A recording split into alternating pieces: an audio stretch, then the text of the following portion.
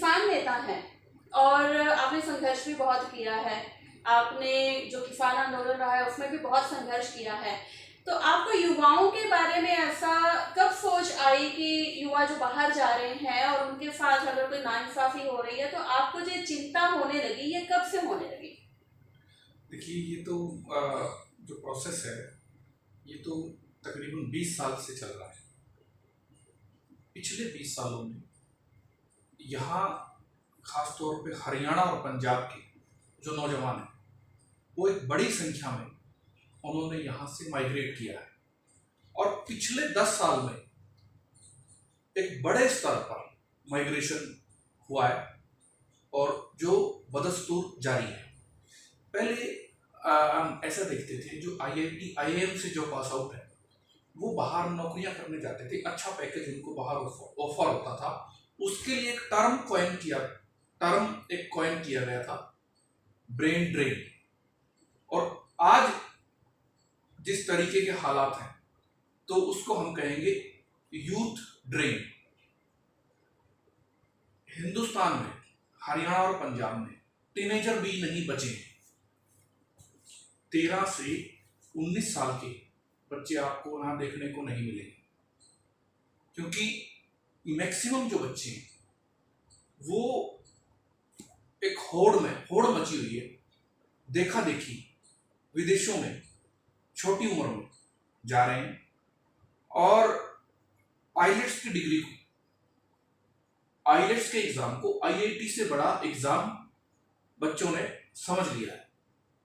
बजाय कि हिंदुस्तान में रह के और कंपटीशन एग्जाम की तैयारी करें, बड़े संस्थानों में दाखिला लें, अच्छी पढ़ाई करें, उसकी बजाय नौजवान जो बच्चे हैं वो 10+2 के बाद तो मैक्सिमम बच्चे विदेशों में जा रहे हैं, चाहे वो स्टडी वीजा पे जाएं, चाहे वो डोंकी से जाएं।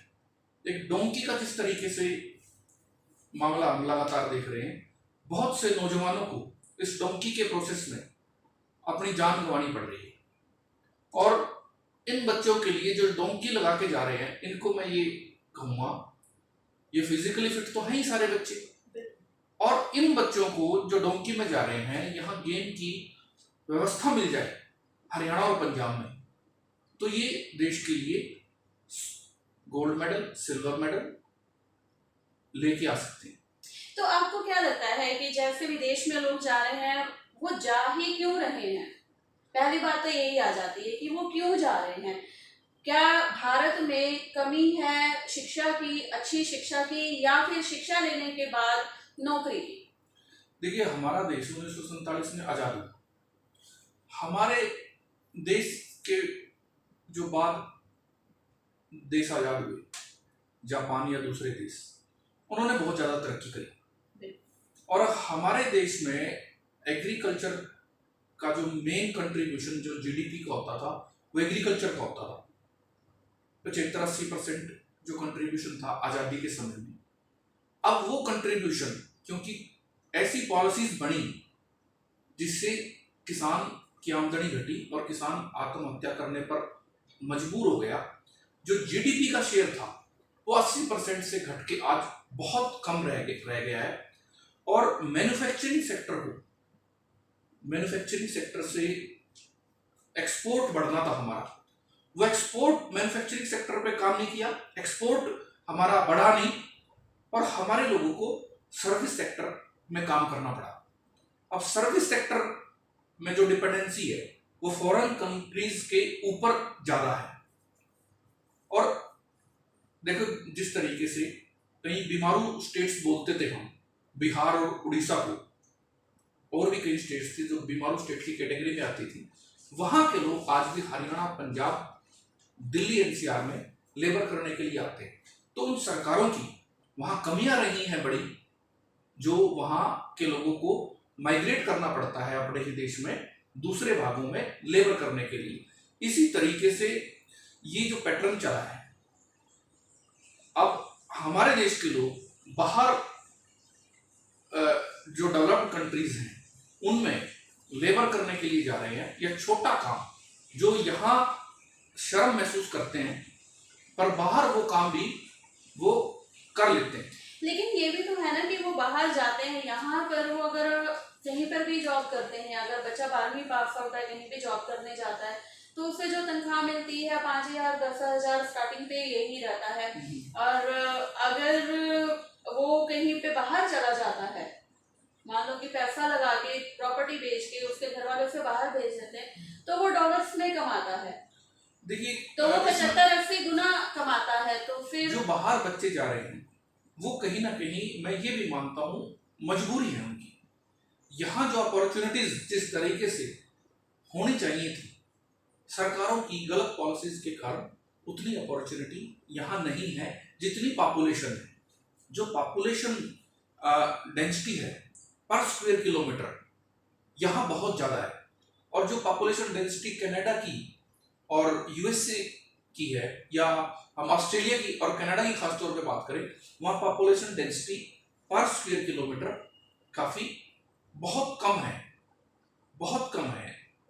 तो इसका काफ़ी फर्क पड़ा जी। लेकिन जब बच्चे जा रहे हैं, विदेशों में जा रहे हैं, तो उनका भविष्य भी अच्छा हो रहा है, अच्छा कमा रहे हैं, अच्छी लाइफ जी रहे हैं, तो इसके बारे में आप क्यों चिंता कर रहे हैं? देखिए, सरकार अगर यूथ ड्रेन को नहीं रोक पा रही तो उस तरीके की सरकार कुछ प्रिकॉशन ले, और सरकार कुछ ऐसी पॉलिसीज लेके आए ताकि जो हमारे देश के जो बड़े हैं या बच्चे हैं, तो उनका जो फ्यूचर है उसको सिक्योर करने के लिए, उनके जो डिपेंडेंट हैं इंडिया में, उनके जो बुजुर्ग माँ बाप हैं, उसको सिक्योर करने के लिए सरकार को कुछ कदम उठाने होंगे। एक तो सरकार को, देश की सरकार को, प्रदेश की सरकार को एक डाटा तैयार करना चाहिए कि हमारे देश का कौन लड़का, कौन लड़की, कौन महिला, कौन पुरुष किस कंट्री में हैं, और क्या वो कौन सा वीजा पे गए हैं, और वो क्या काम वहां करते हैं।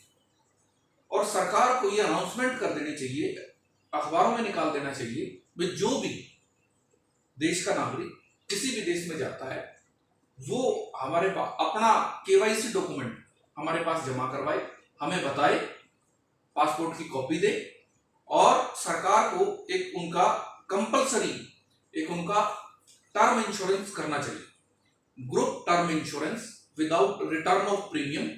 काफी सस्ते रेट पे ये पॉलिसी बने, जिस तरीके से फसल बीमा योजना, प्रधानमंत्री फसल बीमा योजना है, उसी तरीके से ये बाहर जाने वाले लोगों के लिए खास तौर पे सस्ती दरों पे ग्रुप टर्म इंश्योरेंस की पॉलिसी सरकार कंपलसरी करे।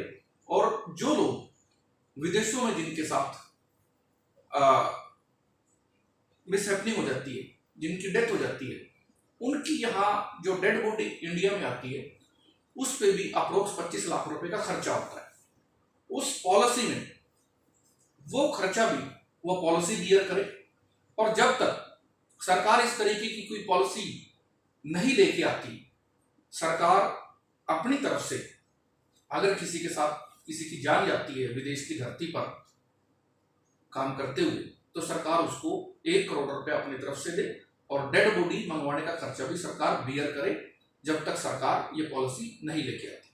तो अगर सरकार इतना कुछ देगी, या जैसे आप सुझाव दे रहे हैं, सरकार से मांग कर रहे हैं कि सरकार 1 करोड़ रुपया भी दे अगर कोई से हैपनिंग होती है, और पॉलिसी भी दे, सरकार को फायदा क्या है?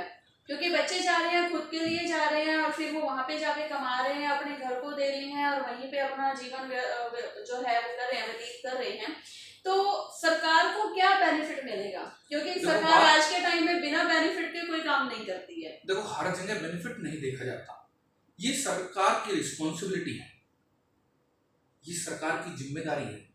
क्या आपको लगता है कि सरकार अपनी रिस्पॉन्सिबिलिटी बखूबी निभा रही है? जब सरकार, जब देश का प्रधानमंत्री, किसी राज्य का मुख्यमंत्री जब शपथ लेते हैं, तो इस बात की शपथ लेते हैं हम अपना काम ईमानदारी से करेंगे और देश हित में और प्रदेश हित में काम करेंगे। तो ये एक फिलैंथ्रोपिक एफर्ट है। और सरकार को जिस तरीके से फसल बीमा योजना कंपनियों को डिस्ट्रिक्ट वाइज उन्होंने दिया है, कहीं आईसीआईसी लोम्बार्ड करेगा, कहीं बजाज कंपनी करेगी, कहीं HDFC करेगी, कहीं रिलायंस करेगी।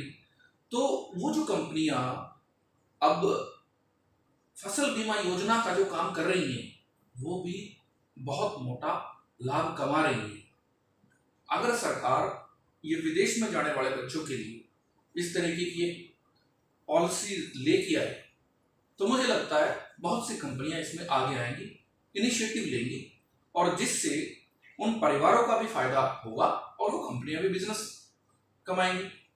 मैं तो ये यहाँ तक भी कहना चाहता हूँ, जो इंडिया में जितने लोग हैं उनका भी सरकार को कम रेट पे टर्म प्लान करना चाहिए। आज की तारीख में एक तो टर्म प्लान का प्रीमियम बहुत महंगा है, ये ग्रुप टर्म प्लान हो ना कि इंडिविजुअल टर्म प्लान हो, क्योंकि ग्रुप में पॉलिसी सस्ती पड़ती है और सस्ता अगर प्लान मिलेगा तो लोग उसको करवाएंगे। कुछ इन पॉलिसीज में जो टर्म इंश्योरेंस की पॉलिसीज हैं, मेडिकल जो कंडीशन है, जो मेडिकल ग्रिड है वो बड़े हाई लेवल का ग्रिड है, और जो कंडीशन है वो 3 साल की ITR की कंडीशन है, इनकम टैक्स रिटर्न हो, और किसानों को इस दायरे से बाहर रखा गया है। किसानों के पास अगर जे फार्म भी हो तो उनको बिना ITR के उनको पॉलिसी देने से कंपनियां हिचकिचाती हैं, उनको अवॉइड करती हैं। तो एक बड़ा तबका है देश में रहने वालों का और विदेश में रहने वालों का जिन तक ये टर्म प्लान की फैसिलिटी नहीं पहुंच पा रही, और उनके परिवारों को अगर कैजुअलिटी किसी के साथ हो जाती है तो उनके परिवारों को बाद में बड़ी फाइनेंशियल क्राइसिस का सामना करना पड़ता है। अभी जैसे हम देख रहे हैं कि आयुष्मान योजना भी चलाई है सरकार ने कि जो गरीबी रेखा से नीचे हैं उनको 5 लाख तक का उनको मेडिकल जो है वो मिलेगा, अपना इलाज करवा सकते हैं। तो किसानों के लिए भी तो ये होगा। वो अगर हम वैसे एक छोटी सी बात करें, क्योंकि हम जो टर्म प्लान की बात कर रहे हैं वो सरकार के आगे जो आप मांग रख रहे हैं वो धीरे धीरे मानेगी, क्योंकि अभी तो इलेक्शन आने वाले हैं, तो हो सकता है कि थोड़ा जल्दी मान ले, क्योंकि वोट भी चाहिए इसको। और लेकिन अगर बात करें कि आयुष्मान योजना जो है, क्या इसमें किसान इसका लाभ उठा रहे हैं या उनको मिल रहा है? आयुष्मान योजना बहुत अच्छी योजना है, पर वो इंडिया तक सीमित है, उसमें डेथ क्लेम का कोई कॉन्सेप्ट नहीं है। इलाज का प्रोविजन है उसमें, डेथ क्लेम नहीं मिलता उसमें, और वो भी सिर्फ इंडिया तक सीमित है। जो बच्चे विदेशों में हैं वो आयुष्मान का फायदा नहीं उठा पा रहे, और टर्म प्लान में भी जो कंपनियां हैं वो इंडिया में ही कवर देती है। बहुत से जो नौजवान हैं उनके पास इनकम टैक्स रिटर्न नहीं है, उनकी आमदनी नहीं है, वाइफ का उनके पास जो सरकार जो डिमांड है पॉलिसी के हिसाब से वो चीजें वो फुलफिल नहीं कर पा रहे। तो इसलिए क्योंकि और प्रीमियम भी बहुत ज्यादा महंगा है, तो बहुत से लोग हैं जो वंचित रह पा रहे हैं। उनकी हमें सोच है सरकार एक इनिशिएटिव ले, और हम अपने सुझाव लिखित में सरकार को देने के लिए तैयार हैं, और ये बहुत एक बड़ा माइलस्टोन होगा, एक नींव का पत्थर साबित होगा अगर सरकार इस दिशा में कोई कदम बढ़ाती है। बिल्कुल। और एक चीज थी कि अभी कुछ दिन पहले की बात है, एक लड़का है अभिषेक जिसकी डेथ हो गई USA में। कुछ आपसी झगड़े थे, कुछ रंजिश थी परिवारों में, या एक ही गांव के लोग थे, तो अब वो वहाँ पे लापता है या उसकी हत्या हो चुकी है वो अभी कंफर्म नहीं है शायद। तो ऐसे जो केस हो जाते हैं वहाँ पर, जो बच्चे विदेशों में रह रहे हैं या लड़कियां वहाँ पे जाती हैं, वहां पे जाने के बाद भी उनको घरों से पैसे मंगवाने पड़ते हैं, तो उनके लिए आप क्या सोचते हैं या उनको आप क्या कहना चाहते हैं? देखिए, मैं तो ये कहना चाहता हूँ, जो हमारे बहुत से यहाँ हर बिरादरी के हर धर्म के लोग वहाँ गए हैं, तो वो वसुधैव कुटुम्बकम की भावना से आपस में मिलकर रहें, एक दूसरे का सहयोग करें और डिप्रेशन में ना रहें, और मेहनत से दिल लगाकर काम करें, और एक ऐसा एग्जाम्पल वहां सेट करें। मेन जो मकसद है उनका वो वहां अपना कैरियर बनाने गए, पैसा कमाने गए, उस पे वो ध्यान दें, और ताकि जो उनके परिजन हैं हिंदुस्तान में, उनको चैन की नींद, सुकून की नींद आए। कई बच्चों का जो हमने देखा है, जो आजकल प्रोटेस्ट भी चल रहा है, अगर हम कनाडा की बात करें वहाँ भी प्रोटेस्ट चल रहा था कि बच्चों ने कॉलेज में एडमिशन तो लिया लेकिन वो एडमिशन बोगस निकला। उसमें बहुत सारे बच्चे जो थे वो सड़कों पे आ गए, उन्होंने वहाँ पे धरने भी दिए, कुछ सरकार के आगे मांग भी रखी कि हमारा क्या कसूर है। और कुछ बच्चे ऐसे हैं कि जो वहाँ पे जा रहे हैं लेकिन उनको काम नहीं मिल रहा करने के लिए वहाँ पे, और वो इधर उधर घूम रहे हैं, भटक रहे हैं। उसमें चाहे लड़कियां भी हैं, लड़के भी हैं। यहाँ से तो क्योंकि सब एजेंट्स जो होते हैं वो बड़े सब्ज बात दिखाते हैं कि वहाँ ये हो जाएगा वो हो जाएगा, लेकिन सच्चाई का वहाँ पे जाके पता चलता है। और आजकल अखबारों में, टीवी में, सोशल मीडिया में, हर जगह पे ये चल रहा है कि वहाँ पे जॉब्स नहीं मिल रही हैं। तो ऐसे बच्चों को और उनके परिवारों को आप क्या संदेश देना चाहते हैं कि बाहर जाके स्ट्रगल करना ज्यादा अच्छा है या अपने देश में रहकर उन्नति करना ज्यादा अच्छा है? एक बार तो मैं हाथ जोड़कर कहना चाहूंगा सभी भाइयों से, भाई लड़कियों को तो खास तौर पे आप वहां ना भेजें, और नौजवानों को भी, लड़कों को भी कम से कम भेजें, और अपने देश में ही इस तरीके का एक माहौल बनाएं। बच्चों का जो बॉर्न एंड बॉटअप है, पैदाइश परवरिश, मैनर्स एटिकेट्स, अदब तहजीब, वो अगर आपने उनको अच्छे दे दिए, संस्कार अच्छे दे दिए, तो बच्चे इंडिया में रहकर भी दिन दोगुनी रात चौगुनी उन्नति कर सकते हैं। सही कहा आपने कि अपने देश में रहकर भी बहुत कुछ किया जा सकता है, क्योंकि यहाँ पर अपॉर्चुनिटीज की कमी नहीं है। अगर बच्चे पढ़ने वाले हैं तो पढ़ के आगे बहुत ज़्यादा बढ़ सकते हैं, कुछ भी कर सकते हैं। और ऐसी मिसालें हमारे भारत देश में बहुत सारी हैं, चाहे हम किसी की भी बात करें। आप अगर उठा के देखिए तो जो हमारा इतिहास रहा है तो उसमें बहुत सारे लोग, जैसे लोगों को